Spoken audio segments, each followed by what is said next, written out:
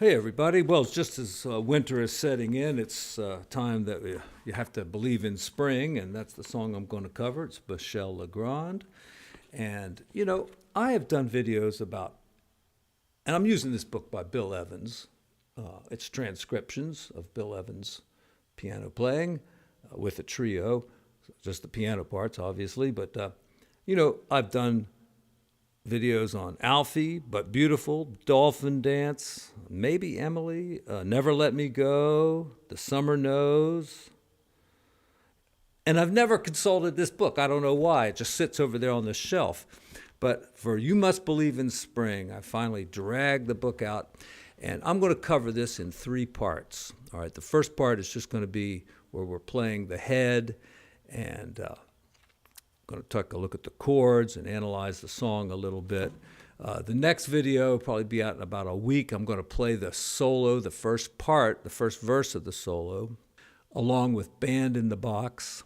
I'm going to play it at a very slow tempo because I've found that 1, I can't play it at a fast tempo, and 2, it really swings at a slower tempo. It's very, very nice sounding. So first, he's using some 6th here. And here, I don't know if you can reach this or this. All right, that hurts my hand just to do that. I don't even want to do that. But the way I did it was I took that note and put it up in the right hand because that would be the chord and this one. And they're kind of easy to get to because, it's all white keys here and almost all black keys here. So let's see how that works. It's kind of weird to go 1, 2, 4, 5, but if you're a classical player, I'm sure you've had to do that before. All right, and then just jump up and hit that one. All right, it's the same hand shape there. And I was just thinking too about nice big fat chords. That's really a great sounding chord. And it doubles a note that doesn't need to be doubled, but it kind of does because there's a lot of room, a lot of space in between there we want to fill in, and it just makes it sound big. Got that nice dissonance on top. All right, and here we go, a little kind of suspension here.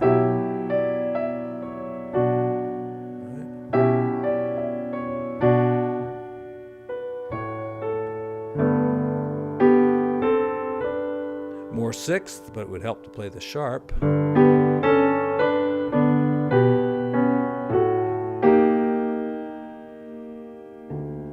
That's like a tritone there. E flat's the tritone of A. And here he does a little run. All right. All right, so going up a minor 7 flat 5 chord, I've been working on block voicings, and I usually go with a little diminished chord there. But I guess Bill Evans hadn't reached that stage in his development. Oh, come on, Tony. Of course he has. It's just easy to play and it sounds good. You don't have to make everything as complicated as possible, right? So instead of doing that diminished chord, just take the outside notes and move them up. And I like how he went in the left hand, so he's got... all right, and there we have a sharp 9 chord. All right, I guess that's how you write it, but it does the same chord later, and they write it differently, so... All right, same thing here. Just moving the outer notes. Just a little chromatic thing. All right, there's what we call hornpipe, or I call it that. I don't think that's really the title, but... All right, it's like Charlie Brown. All right, that happens in the...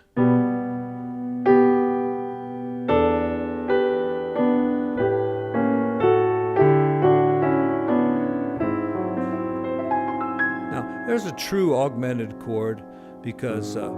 we haven't included any notes that are outside of the whole tone scale. All right, Now the bass comes in. So if you're playing solo piano, you might just add the root right there, or play it down here maybe and do it like that. All right. All right, kind of the same chords as before. Right, but this time with rootless. And same as before. And go ahead and put the root in there. All right.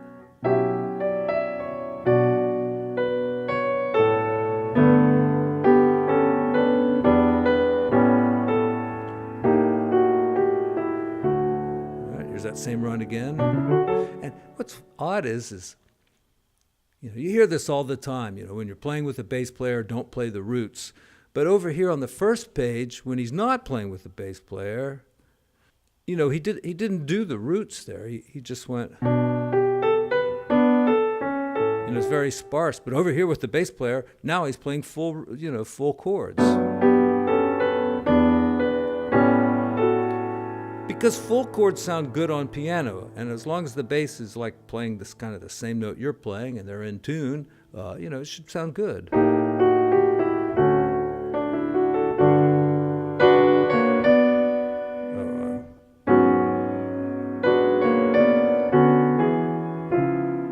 So once again, we have the same chord, written a little easier this time. And here, it's just like the first time through, except before it went down a whole step to F sharp minor. This time it only goes down a half step and just basically changes key.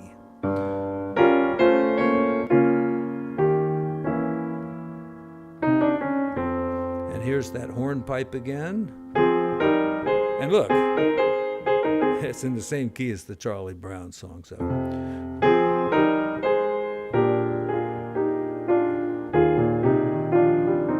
He's doing a little kind of Chopin or New Age stuff there. And this time, we see it's written as that same augmented chord, but it's really not.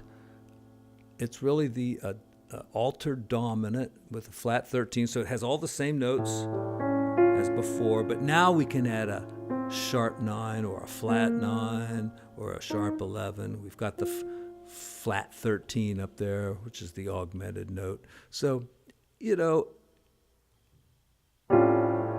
just common practice to write that plus sign and be indicating an altered chord. But I'd rather see A7 sharp 9 or A7 sharp 9 flat 13 or A7 altered would be a good chord symbol for that. All right, and I think I'm going to stop talking about that. I say it all the time. So same thing here, rootless voicings.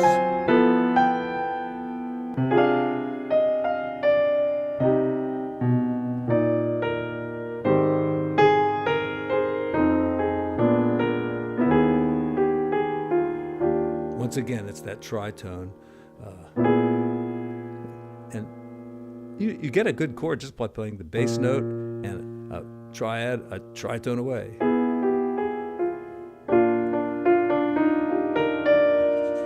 All right, almost done here.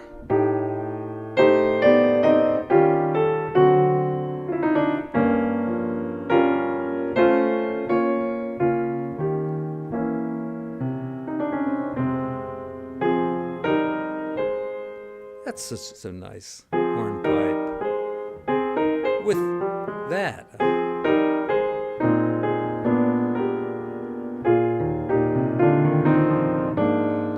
Right there, put that low A flat in there because it'll just make it sound better. And here, we're following the key signature. The chord is D minor 7 flat 5. The mode is Locrian, which is E flat major scale, just a half step up from D. All right, that's the scale. And we're just going to play chords on that scale.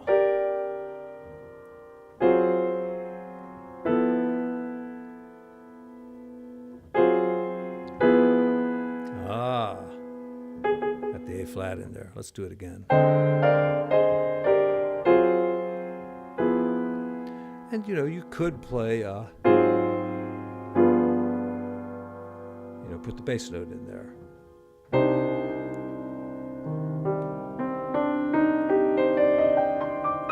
All right, good fingering. 1, 2, 3, 4. 1, 2, 3. All right. And then the solo starts. Well, the bass solo comes in first, but